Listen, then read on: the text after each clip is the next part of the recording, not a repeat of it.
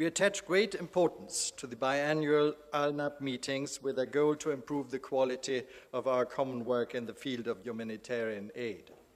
I therefore highly appreciate this opportunity to say a few words about our perception of values and principles in humanitarian aid, a task that enjoys high priority in German foreign politics. As we all know, humanitarian crises are growing in scale and frequency, and the volume of international humanitarian aid is increasing accordingly. Thus, it is more important than ever to do it the right way. How we deliver humanitarian aid is as important as its final result. Our success and our credibility are mutually dependent. The European Union and its member states provide more than 50% of humanitarian aid around the world. Within the EU, Germany is one of the leading donors. In our country, the lead ministry for humanitarian aid is the Federal Foreign Office that by the end of this year will have given more than 120 million euros for this purpose to our implementing partners that include the United Nations, the Red Cross, and non-governmental organizations. In addition to that, substantial funds for relief and transitional aid are also coming from the Federal Ministry of Economic Cooperation and Development.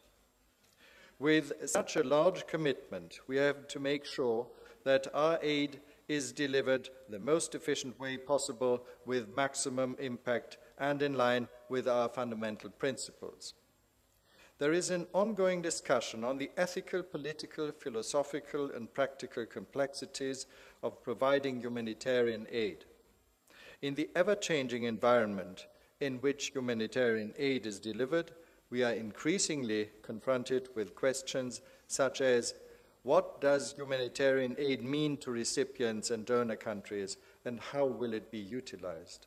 How do we ensure that humanitarian aid is not politicized?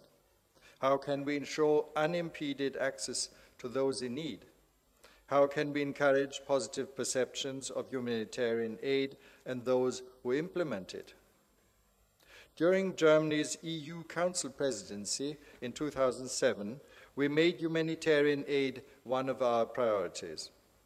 Together with the Commission, we initiated a process that resulted in a document that spells out the guiding principles of the EU's approach to humanitarian aid, known as the European Consensus on Humanitarian Aid. This document was endorsed by all member states of the EU. We are firmly committed to upholding and promoting the fundamental humanitarian principles of humanity, neutrality, impartiality, and independence. In our view, this principled approach is vital to the acceptance of humanitarian aid and to the ability of humanitarian actors to operate on the ground under often very difficult political conditions. Let us recall, the principle of humanity says that human suffering must be addressed wherever it is found, with particular attention to the most vulnerable populations. The principle of neutrality states that humanitarian aid must not favor any one side in a conflict. The principle of impartiality requires humanitarian aid to be solely provided on the basis of need without discrimination. And the principle of independence calls for humanitarian objectives being autonomous of economic, military, or other objectives, making sure that the sole purpose of humanitarian aid is to relieve and prevent the suffering of victims of humanitarian crises. The importance of following a principled approach can be illustrated by the crisis in Myanmar caused by Cyclone Nargis on the 2nd and 3rd of May of this year. As you will recall, the Myanmar government took a great deal of persuading before they would allow foreign aid workers into the country.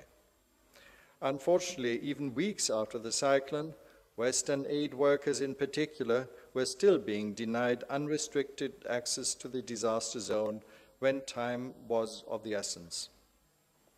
Deep mistrust of all foreigners, especially Westerners, prevented or delayed humanitarian initiatives from outside the country. Warships laden with relief supplies for Myanmar, sent out by 3 countries, were kept waiting offshore. Since they were viewed by the government as a military threat, they also didn't exactly facilitate the UN Secretary General's talks with the Myanmar authorities. The moment humanitarian aid is or is perceived to be utilized to advance a political objective or agenda, its integrity is compromised, putting both victims and aid workers at risk. Myanmar is only one example. The politicization of humanitarian aid, whether real or perceived, is clearly also an issue in other countries. For example, following Hurricane Gustav, which caused billions of dollars of damage, the Cuban government declined to allow American humanitarian assistance teams into the country and rejected offers of financial assistance from the United States of America. We have also seen in complex crises such as Darfur, Sudan, or Somalia, what this may mean, especially in terms of access to people in need, as well as the security of aid workers, that is becoming increasingly problematic. The issue of how humanitarian aid is perceived is also crucial for the acceptance of any given civilian and military cooperation in the field. The United Nations has a key role to play in promoting the acceptance of humanitarian aid around the world, but it is also up to every donor to contribute to this goal. We should therefore see to it that our own practices are fully in line with the fundamental humanitarian principles and applicable international humanitarian law. Acceptance also depends on those who deliver the aid on the ground. Local NGOs are of key importance. Local capacity and local implementing partners of international NGOs need, therefore, to be strengthened. Humanitarian aid does not happen in a political vacuum. Myanmar, Iraq, Afghanistan, or the Congo have their own story to tell.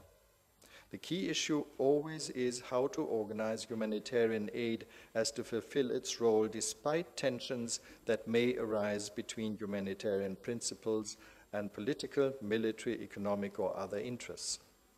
It is fundamental to consciously and consistently respect the independence of humanitarian aid.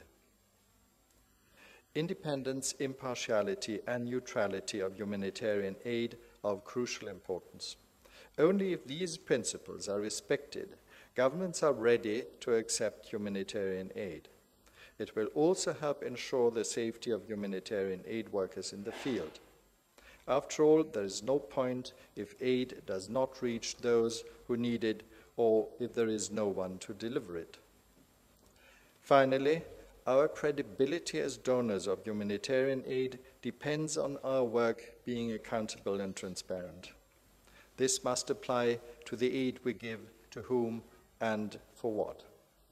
Donors must be able to provide a clear picture by reporting not only what was pledged, but also what was actually delivered and under which auspices. Ladies and gentlemen, in addition to ensuring that humanitarian aid is delivered according to our principles, we also want to see our funds being wisely utilized and delivered as efficiently and cost-effectively as possible. Today's theme of this conference, Analyzing the Impact of Humanitarian Aid, is covering these aspects and will help to promote both accountability and credibility, and thereby the successful delivery of humanitarian aid.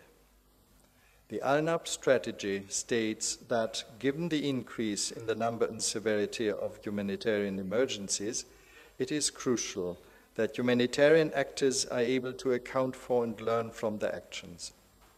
Such analysis must clarify whether humanitarian aid was successful by providing the greatest benefit possible and also prove that no harm was done. We regard needs assessment, evaluation, lessons learned, and accountability as indispensable tools for donors and implementing agencies. But again, those tools must serve first and foremost, the interests of the beneficiaries themselves.